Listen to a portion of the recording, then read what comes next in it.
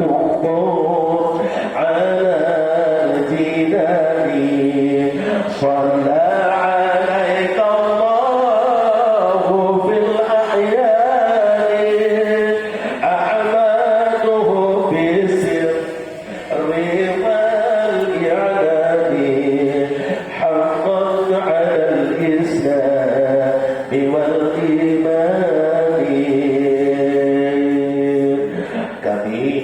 memohon padamu ya Rahman dengan keberkatan dari pilihan mohon ampunan semua kesalahan mohon perbaikan semua urusan mohon